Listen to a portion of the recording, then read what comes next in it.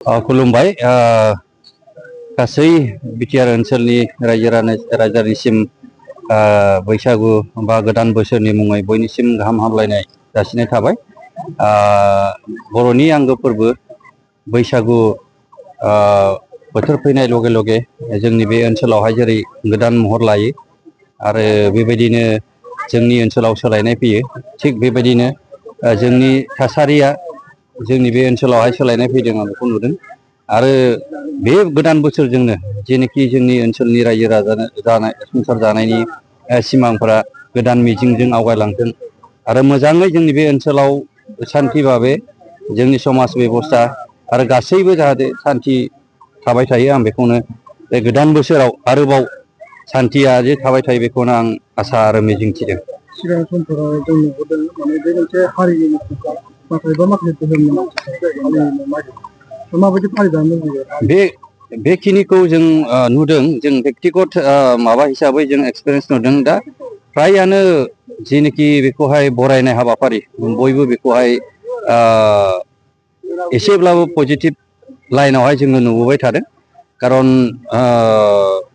जों मिथिगौ जे मोनसे हारिया मोनसे जेनोखि फेस्टिभेल बेजोंबो सिनायथि फैयो। दा बे हिसाबै दानि जेनोखि मडार्न सेंग्राफोर बा मडार्न जुगनि मानसिफोर बिथांमोना फार्दार भिउजों आरो बा फार्दार थिंकिंजों बे हाबाफारिखौ आवगायनायनि बेब'स्थाखौ लादों, आं बेखौ नुदों। माखासे बेलायाव जोङो गाननाय जोमनायजोंल' माखासे बैसागु फोरबो फालिनाय नाथाय गैजायैफ्रा माखासे बैसागु फालिनायाव बेसेफोर नारभास जानानै थायो बेखौ बेखिनि बेलायावहाय बे गासैबो समाजावहाय बिदिया जायो। नाथाय खोथाया जाहैबाय गोनांफ्रा गोनां रोखोमनि मोजां साजायगोन, गेजेर सिरिनि मानसिफ्रा हानायखिनिखौ साजायगोन, गाहाय थाखोनि मानसिफ्रा बे गाहाय थाखोनि जेरैबायदि हायो बिदिनो माने साजायबोयो। जेरै गाननाय जोमनायनि खोथाखौ लानानै बुंदों, गोजौ थाखोनि मानसिफ्रा मोजां गानगोन, गेजेर थाखोनि मानसिफ्रा जिखिनि हायो बेखिनिखौ गानगोन आरो गाहाय थाखोनि मानसिफ्रा जिखिनि हायो बेखिनियावनो खामानि बा हाबाफारिखौ माने ओंथि गोनां खालामनो नाजायो।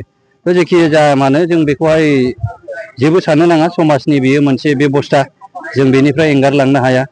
जोङो सानसेयावनो धोनिबो जानो हाया, नाथाय बेखौ फालिनायाव नोंनि गोसो गोरबोनि जेनोखि मिजिं आरो आसा बेफोरखौ लानानैसो जोंनि समाजा आवगायलाङो, आं बेखौनो बुंनो सानो आरो।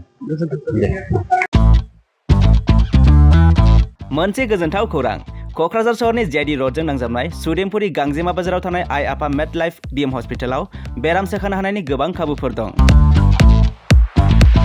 जेरै नोंथाङा आइ आफा मेड लाइफ बिएम हस्पिटालाव गासै समावनो इमार्जेन्सि डक्टर्सफोरखौ एभेलेबल मोननो हागोन। आरो बेयाव medical laboratory, pharmacy, paediatrics, medicine, gynaecology, radiologist, surgery, dental, cardiology, gastroenterology, urology, dental x-ray, play area, x-ray, sonography, OT, थामहिनबा अपारेटिं थियेटार, आइसिइउ आरो एनआइसिइउ, पिआइसिइउफोरनि डक्टरफोरा एभेलेबल दं। लोगोसे normal delivery, C sections, gall bladder stone, kidney stone, appendix आरो हार्नियाफोर बेराम जानायफोरखौ operation खालामनायनिबो सुबिदा दं।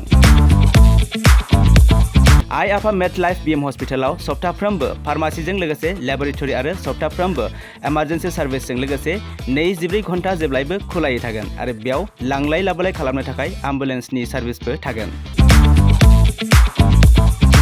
बेनिखायनो ओनसोलनि सुबुंफोरा बेराम आजारफोरजों भुगिनानै दंब्ला क'क्राझार सहरनि आइ आफा मेड लाइफ बिएम हस्पिटालाव फाहामथाय लाफैनो हागोन। लोगोसे नोंथाङा 9101655430 एबा 8822688026 बे जानबुं नम्बरनि गेजेरजों थोंजों कल खालामना आबुङै खौरां लाहरनो हागोन।